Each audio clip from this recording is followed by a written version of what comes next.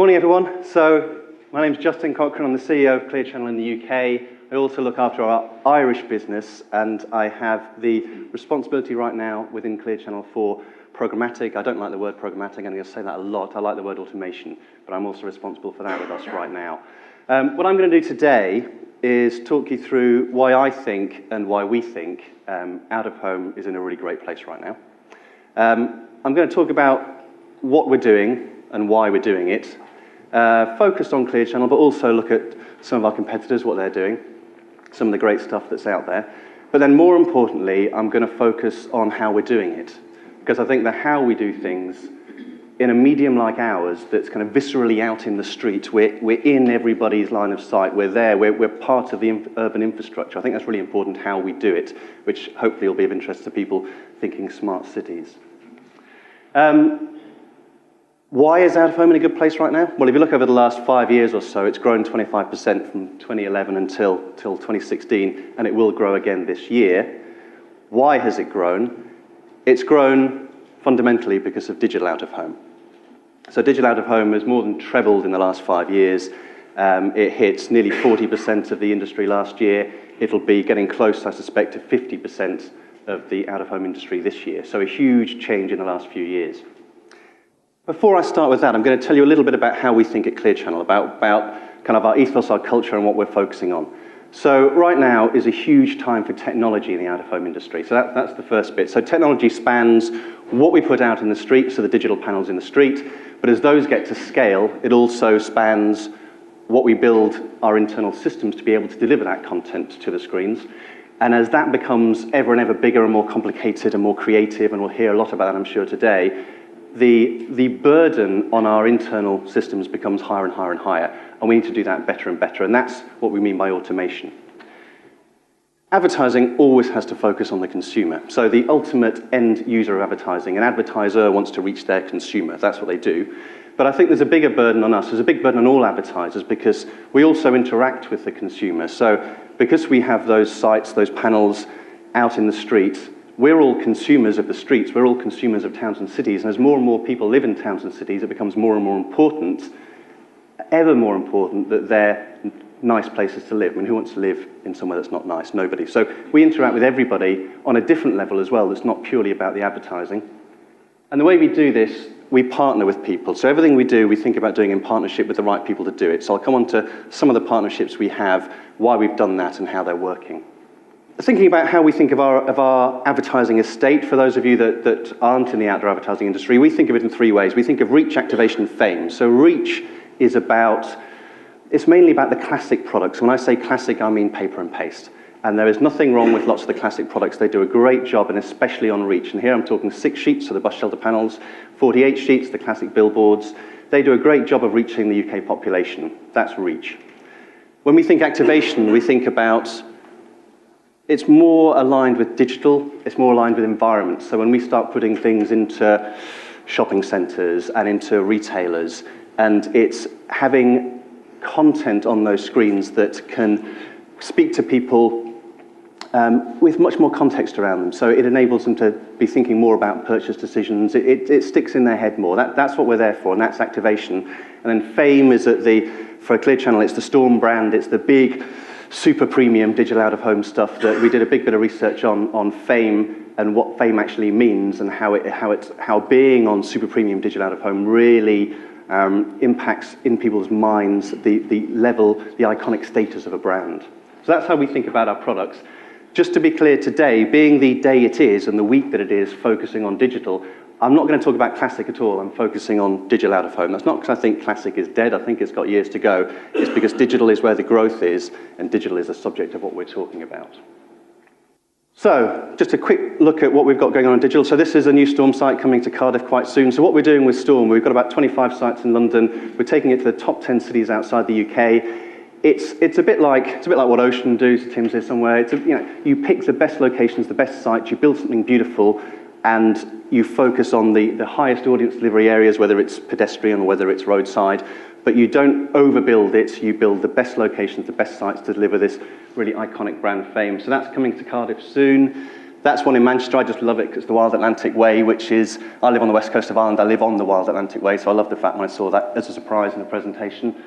And then we think about where we are in retail. So retail environments, this is all digital for us now, mostly digital across the industry. This is focusing on the top 100 shopping malls in the UK. We've got the Sainsbury's and Asda contracts, to go over the Tesco contract. It's an all digital inventory across a huge amount of retail environments, which is incredibly exciting for advertisers. And then we also have things like pubs and bars, our socialite product, and forecourts. And between all of those, there's over 3,000 digital screens, so a huge digital reach. And then our biggest rise in the last year has been AdShell Live. So AdShell Classic is the 6-sheet product. We've got 35,000 of those that deliver the paper and paste reach across the whole UK. We hit 1,000 about 3 or 4 weeks ago. We're now over the 1,000, but this is the first time there's a real scale digital proposition that's consistent across the entire UK. So working with our partners Amscreen, it delivers daily impressions, which is something I'll come on to. It's something big for out of home, because out of home used to work in a pure 2-week in charge. Now we can deliver daily campaigns that deliver reach at scale because of what we have with digital. So that's a kind of a whirlwind tour through what Clear Channel is. And I'm going to take us right back. And I'm going to start thinking, so my two themes today, my two thoughts are, why do we do things and how do we do them? And when we think about the why we do things, we go a long way back. And we go back to, I think it was 1964, when J.C. Decaux developed the first advertising bus shelter. For me, it all started in 1967. It was before I was born, so it probably didn't start for me then, but in my head, that's where it started for me. 1967, Mauro Farrell. This is the way I picture it. It's an urban myth within Clear Channel, so Clear Channel was Mauro Farrell at the time. It's an urban myth that the team had heard about something happening across the channel. They heard about something happening in Paris, and a crack team of our business developers forged across the channel in the dead of night. They made their way across northern France. They got to the outskirts of Paris. They found this advertising bus shelter. They dug it out of the ground. They brought it back with them, put it in our R&D centre, which is on the Cromwell Road, and they formed the AdShell brand based on using this knowledge of this advertising bus shelter. Took it back and rebuilt it. And took it back and rebuilt it. Of course we did, because otherwise they're coming after us. Not that they're aggressive at all. But yeah, took it back and rebuilt it. So then AdShell was born. So the AdShell brand was born 1967, 50 years ago. And why was this important? This was big because this was smart cities of the time. This was taking a problem, which is providing infrastructure in a city, and finding a solution, which means that it's paid for in a different way. And also finding a solution for advertisers to be able to advertise in a very clear, consistent proposition across an entire country. So bus shelters are now ubiquitous across, we've got 35,000 panels on bus shelters in the UK, they're everywhere. They deliver a very clear message for an advertiser, a very clear branding reach message. But that was the first time where we saw that kind of thing happening. So provision of infrastructure to deliver something that was for the public good and also to provide an advertising platform. So for me, that's really important, and we'll come back to that theme as we go. Now we're moving to digital, and this is my kind of segue into digital. So it's a very old billboard. This one, I reckon, is in late 60s, because that's the British Linen Bank you can nearly see behind the billboard in the top left, and that was previously the Royal Bank of Scotland, bought them in 1969. So this must be pre-1969. An old Mauro Farrell billboard, and what it does is it presents beautifully a bit of creative. And that's what out-of-home does. Out-of-home presents beautiful creative. You present it well, you build a lovely billboard, and that's what we do. So when we move from that to digital, we have to think why we're doing that. It can't just be, let's digitize it for no apparent reason. We digitize it for a reason. And for me, there's 3 levels of why we digitize. The first is we take a site like this one, which is one of our sites on the Cromwell Road, one of our key standout sites, the Cromination. This is actually quite a recent picture. This is probably about 2012. So it's BMW doing a campaign of their cars across the ages. So this was a vinyl site, been there for about, at this point, about 15 years, and then we digitized it. So the first thing for me that digital does is it does what classic does, it just does it that bit better. So it presents it better. So that's BMW on the same site after we've put the digital screens on, put a lighting effect on, put logo panels underneath. So it takes what classic does and it presents it that bit better. But then you think, what does digital do on top of that? And there's 2 more levels for me. The first is planning and buying flexibility. So out-of-home has always been bought in 2-week, or for a very long time, bought in 2-week in charges. What we are able to do with digital, because we can't have people going and posting every day, a paper poster, digital can now make it possible to plan and buy flexibly, to plan a day. You can even buy an hour. Most people don't buy shorter than a day, but you can buy the time period that you want, and that's incredibly important. And you can buy much later. We took a booking day before yesterday, or yesterday for today. That's right. So we're planning and buying much, that lead time can come down, but what people want, they can now buy what they want to buy rather than what they have to buy. And then the third level is thinking about creativity. So there can be an explosion of creativity with digital. So creatives can be creative on a static canvas. There's nothing wrong with that. But you add on all the things you can do with digital, and you can be even more creative. So that's level 3. So level 1 is it does what Classic does, but it does it presented better. Level 2 is planning and buying flexibility. And level 3 is allowing creativity at scale, so doing very different things. And I've got some quick case studies I'm going to run through really fast. So this is one for Horizon Zero Dawn. I'm not a gamer, but this arguably you could do on paper as well. This is different panels around the country for the game, put different contextual things in, so put buildings in. So the Liver building on the left in Liverpool, the Tyne Bridge in Newcastle. So it just contextualizes it for that local area. So that's one, location-based. This is Just Eat. Again, used on different days, use different bits of creative, get that Thursday, Friday feeling, best meal of the year so far, New Year's Day, all sorts of stuff, changing the content for different meals, different times of day. So a huge explosion in one campaign in the number of different bits of creative content delivered to the screens. Then you get, this was to Sainsbury's, so this was looking at weather activation. So this is, if it's nice weather, you see the fashion is a summer dress. If it's raining, you see a raincoat on it. So it's just contextual. It's that little bit more relevant. Then you look at something really, really simple. So this is just for a watch brand, Tudor, I think it was, where it's just the right time on the watch. It's very subtle, and the second hand ticks around, but it's the right time. So you look at it and think, oh, it's actually got the right time on it. That's quite clever. Really small, subtle thing, but quite clever.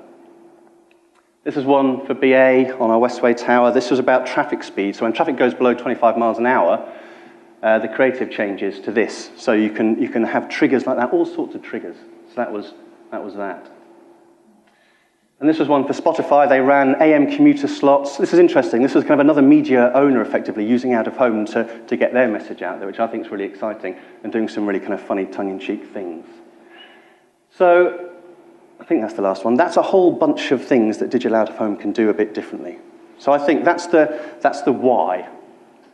And this then starts to get it more creative again. So this is our Create division running something for Cancer Research UK. So this is, as someone sees this poster, they've got a little nozzle that they can blow into, and as they blow into that little nozzle, the longer they blow, the more of the creative they'll see appearing on the screen.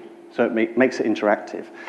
Now, with all of these things that I've shown you, the issue that you have with doing all of this stuff is it's not the easiest thing to do in the background. There's lots of people in the room that deal with this and deal with all the phone calls and the manic running around in the background to make this work, because it is quite difficult to make it work. So for me, when we get to talk about automation, automation is enabling all of these campaigns to work seamlessly, not just across one media owner being us, but across the whole outdoor industry, because that's got to be the nirvana, that's got to be the goal, is making things work seamlessly across the whole industry.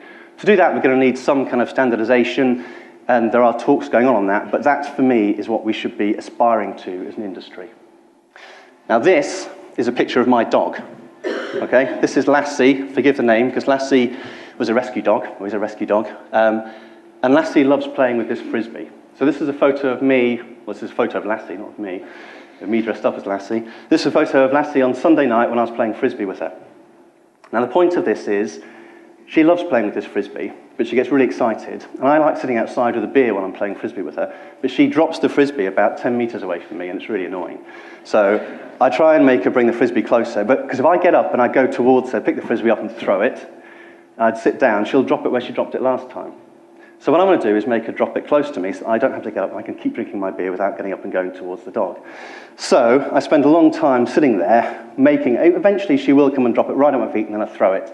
Next time she'll drop it further away again, so I've got to wait until she comes right to my feet and throw it. The benefit for me is that then, once she's got that sussed, I can sit there drinking my beer and play Frisbee with the dog. It'll become relevant.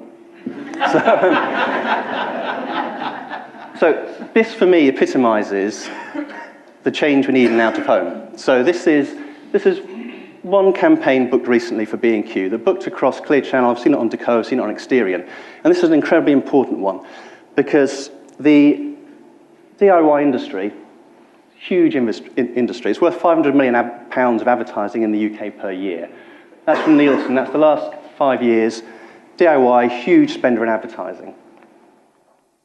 DIY, very small spender in outdoor. So they spend all their money over here in press and TV. So why do they spend all, this is B&Q. So B&Q, follow that exactly. They spend 30 million a year and they spend it all in press and TV. That's what they do. So why so low on out of home? Well, if you look at it, it's because they book TV ads, they book press ads, because they want specific weekends, specific times. They want Thursday to Sunday. They want time-based deals. So when you look at some of the campaigns that actually run, it's all offer ends Monday stuff that wouldn't have been done on classic out of home because you couldn't take the poster down in time. And when you go deeper, you can't see this, but the top two are TV slots they've booked, which is Thursday to Sunday, Thursday to Saturday, a press campaign Saturday only. So that's what they want. So this is a massive opportunity for out of home, and this is why this campaign was one for me, epitomises what we need to do. So it's a massive opportunity because press offers national reach daily flexibility, but it's hugely declining because readership's going down. Actual Live for us and digital out of home generally is now starting to offer reach and daily flexibility, critical to B&Q's objectives, but also out of home is a growing medium. So press is declining. Press is still 3 billion. It's still nearly 3 times the size of outdoor, but it's declining because of readership. We're growing, and we can now do things that will attract that advertiser. So, and then this is just Magna forecast for the next 5 years, saying, look, this is what's going to happen. Forecasters are always wrong. They're directionally usually right. So out of home growing at just under 2%. That'll all be digital. Print declining hugely. So it's a huge opportunity for us. So it's thinking about why we're building a proposition. So why did we build Agile Live the way we did? Why do we sell it the way we do? It's to be flexible. It's to be able to do what press can do for clients like a B&Q and what TV can do for clients like a B&Q. So imagine if we could turn that 0.8% into the share that press get. I mean, just of the DIY industry, that would be nearly £200 million of extra revenue into out of home, which is nearly 20% of out of home. So for me, why we're building propositions and how we can deliver them, it will be a game changer. Why is that relevant for the dog? So that's relevant for the dog because this is about changing behavior. So people don't change behavior easily or quickly. We all know that we don't change our behavior. We get stuck in a certain way of doing things. To change behavior, you have to keep telling you have to first build the right thing, which I think in a lot of instances we've done in out of home, but you have to keep telling the story, keep telling the story, keep telling the story, keep telling the story, and eventually we'll change that behavior. And a bit like I get the dog to come to me so I can sit still and drink a beer, we'll get the advertiser to come to us so we can take their booking and we can all drink champagne in Cannes. Programmatic. So programmatic is a huge one for us. I've talked a lot about this already, I think. It's less about, it's not the online version of programmatic. It's not machine-to-machine buys focusing on one person. We're a one-to-many medium. We defined it as the automation of our planning and buying and delivery process. This is really important because this is about being able to not have the out-of-home version of the online fail, which is not delivering advertising campaigns as we said we would. So this is where we do need some standards across the industry, need a good audience definition of what we're actually selling, so the more consistent we can be as media owners, the more chance we've got of taking that big share of advertising spend from other people. But with all of that data, all of that technology, all of that content we can deliver, let's not get lost in that because the creative idea is still at the heart, I think, of everything that we do. So we can do all of that and we can use all of those things to deliver what ultimately is the creative idea. So it's always just giving that little self-check on yourself. Let's just come back to what it is that we're actually trying to achieve. Now I'm going to change pace very quickly and just talk about how we do things. I've talked about the what and the why, but now I'm going to talk about how. And this is really important. So this is, and I apologize, they're not as high-res as some other photos, but this is thinking about us as an industry. We are out there in the street. We're changing the urban landscape. So I think we should do it well. And when we embrace and when planners, when they're building big construction schemes or a shopping mall, whatever they're building, embrace what out of home does, it's much better. So these are a few examples. Outdoor Plus, top left, so that's the Knightsbridge Underpass, similar to Euston Underpass. Make the environment there much better and put a lovely advertising screen on. That improves the environment. What Deco are doing with London, it's obviously a sore point for us having lost that contract, but I think they're doing a great job of it. The screens look amazing and the screens look better. It looks better than it looked before. What BT, Prime Site, Link will be doing, will be taking out bits of infrastructure that aren't used properly right now, taking out lots of phone boxes, too many of them, and creating something that's better that will be used. Top, you've got some exterior done in Canary Wharf. I think the underground is going to be a challenging place to develop, but it needs developing, and I'm really excited to see what goes on in the underground, because it will be an amazing place to develop. And then we've got bottom, we've got Westfield, we've got East Street, there's Oceanside. I think just designing that into the footprint of what you design as them all makes the advertising that much better. So I think embracing advertising and pulling it in is great, but I think it also puts a responsibility on us as the media owners when we go and develop things to do them really well. So I'm going to do a little bit about what we're doing on Agile Live London. So obviously we had lost a big contract, or for those that aren't in the advertising industry, we'd lost a big contract end of 2015 to JCDecaux, and we needed a way of having a strong presence in London. So what we did was we bought a phone box company, not the biggest one. BT wasn't for sale. We did ask, and they said no. So BT wasn't for sale. So we bought a company called New World Payphones, part of the Arqiva group, that had 2,000 payphones across the UK. And what we did was then rethink what the phone box could be. So rethink there are horrible things in the street now that don't do much for the urban environment. How can we change that? It's quite an expensive thing to do. There's 2,000 of them, 1,000 in London. How can we change it? And one things we wanted to do was first declutter, so take lots of them out. We don't need as many as we used to need. They are needed for some things. There are still people that need to make phone calls. The disenfranchised in society, those that can't use a home phone, those are phoning charities like Childline, they still use these, so those calls are free. We have Wi-Fi in the roofs. Everyone's doing Wi-Fi, but Wi-Fi is important. That's an agreement with Virgin Media to put Wi-Fi in the roof. They do small cell offloading to help with mobile phone signals, ironically. We have a touch screen on them. We've opened it up so you can't close it, so horrible things can't happen inside them, and all the prostitute cards won't be there. We clean them twice a week to make sure they're stunningly beautiful. So we've reinvented the phone box. So this is one live in the street. So that's what it looks like. Much cleaner, much nicer than what was there before. There is obviously the advertising panel on the other side. This is part of our Agile Live network, 150 of these live now in London. But the thing we wanted to also rethink was when I started right back in 1964 with Decaux, in 67 with Agile, thinking about what infrastructure is in the street. So infrastructure doesn't have to be a bus shelter. Infrastructure can be anything. And as we get more and more urban, as more people live in cities, things like air pollution become a problem. So what we're doing, as well as doing that, is for every single phone box we upgrade or remove, we're planting a tree, an urban tree. So this is important because certain trees take particulates out of the air, all sorts of things. All local councils have targets to build trees. It's on the mayoral agenda. So we're saying for every phone box we take out, everyone we upgrade, we plant a tree, a proper tree, a 3-metre tall tree, not a little tiny one. We planted 165 in the first quarter of this year. You can only plant trees between November and March. You find these kind of things out. But a tree for me is now part of the urban infrastructure and a great thing to be able to do, all funded for and paid for by advertising. So for me, a natural evolution of advertising providing infrastructure. You also get to work with partners, which I talked a lot about. We work with a charity called Trees for Cities, the cutest boy in the world on the left-hand side there with huge hands. So this is working with those local communities to plant those trees. That's Martin Cork, our marketing director up on the right, the mayor of Brent, and the guy with the red shovel is David Elliott, who's the CEO of Trees for Cities. The kind of guy that makes you feel a bit inadequate because his last charitable job was removing landmines from war zones. He did that for a long time, and now he's started a tree charity and plants trees, so he really does make you feel like, shit, I'm a nasty bastard doing advertising. But the fact that we can help these people, I think, is brilliant, and he loves this partnership because we're now funding a lot of the trees that they're planting.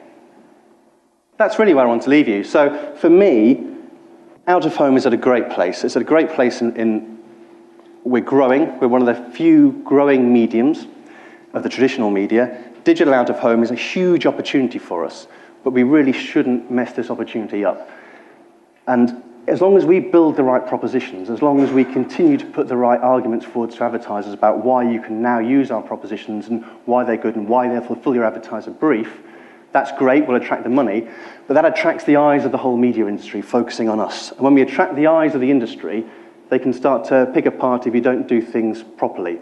So getting the automation that working, being able to deliver to the screens seamlessly, being able to do that across the industry, very important. But also about how we do it, how we develop our propositions. So doing them in a way that, it's nice to feel proud at work, to be able to do things that you're proud of doing, so putting trees in, but also with the eyes of the industry on us, doing them in a responsible way is incredibly important. So this is a massively important time for Out of Home. Let's not disappoint, let's impress. Thank you.